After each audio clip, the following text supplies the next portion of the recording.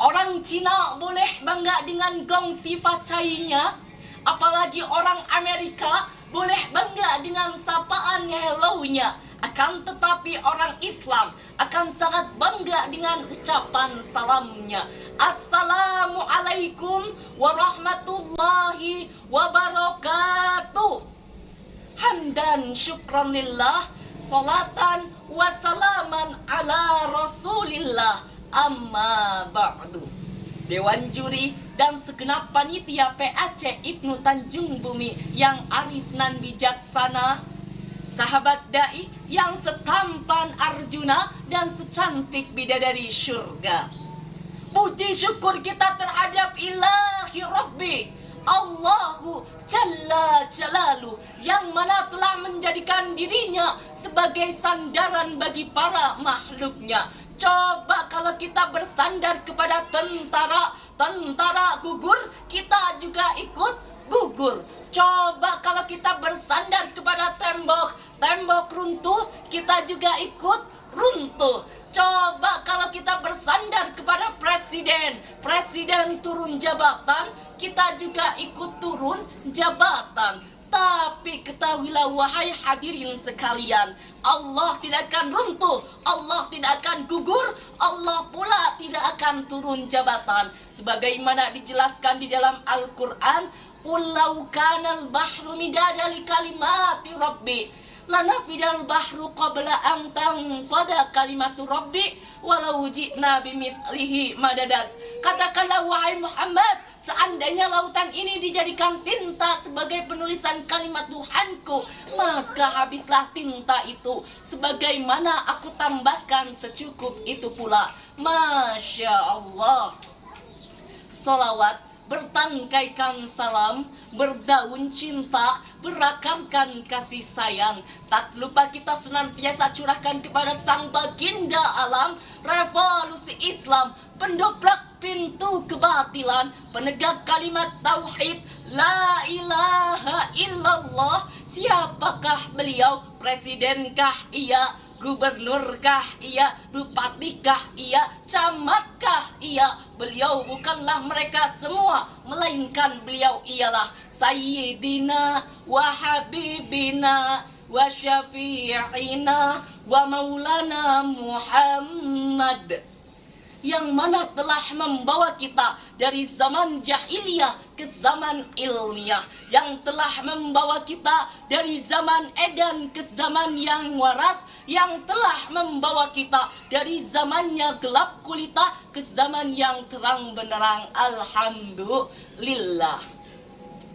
Hari demi hari telah kita lewati. Tak terasa sudah kita berpuasa 10 hari di Ramadan kali ini. Lantas, sudahkah kita melakukan banyak amalan solih di bulan yang penuh berkah ini? Oleh karenanya, perkenankanlah saya Muhammad Holil dari Galis Bangkalan untuk menyampaikan sebuah tausiah yang berjudul Ramadan Fastabiqul Khairat. Sahabat dai yang setampan Arjuna dan secantik bidadari syurga, berbicara tentang Fastabiqul Khairat. Apa sih itu yang dinamakan Fastabiqul Khairat?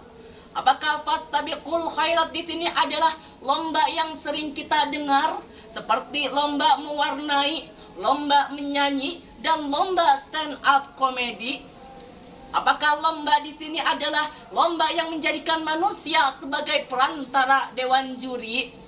Apakah lomba di sini adalah yang para juaranya mendapatkan sertifikat, uang, medali, dan trofi?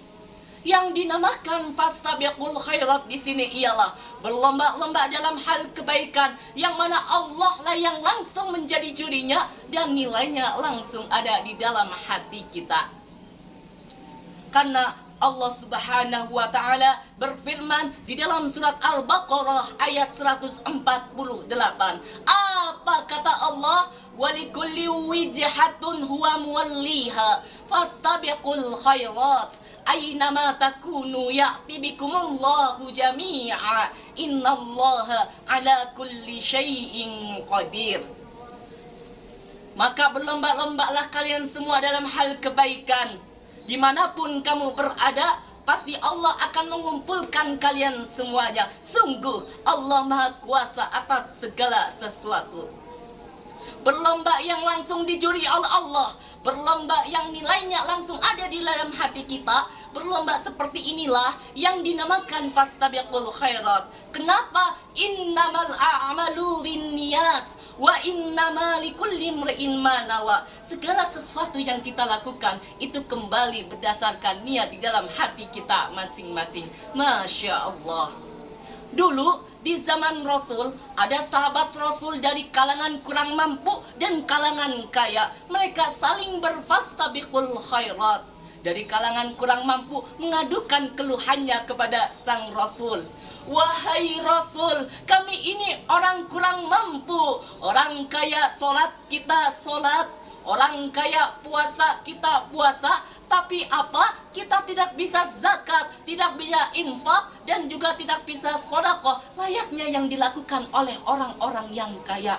Mendengar keluhan tersebut, lalu Nabi Muhammad pun tersenyum dan juga menjawab, wahai saudaraku, janganlah kalian berkecil hati, karena masih banyak amalan yang bisa kalian lakukan untuk mendapatkan pahala dari Allah Subhanahu wa Ta'ala.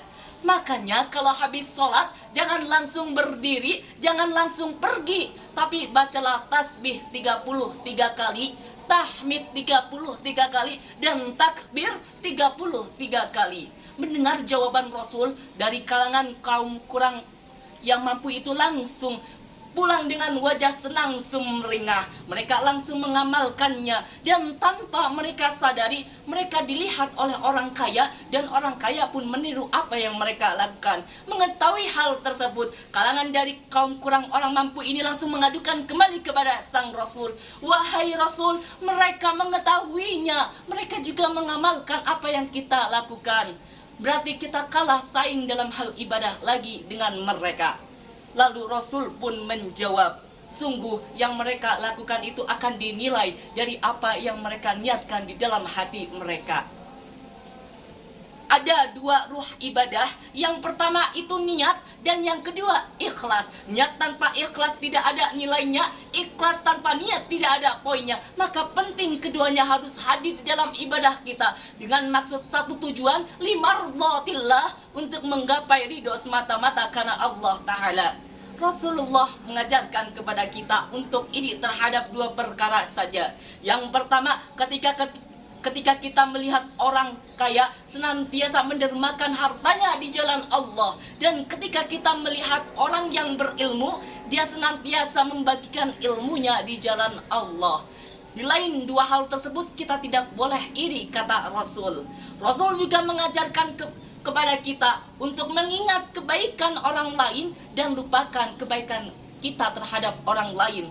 Justru kita malah dibalik sama setan, yang ada kebaikan kita sebar-sebarkan supaya orang lain tahu bahwa kita adalah orang baik. Sedangkan kebaikan orang lain kita benar-benar lupakan layaknya orang yang amnesia, lupa seketika. Nauzubillahi min dzalik.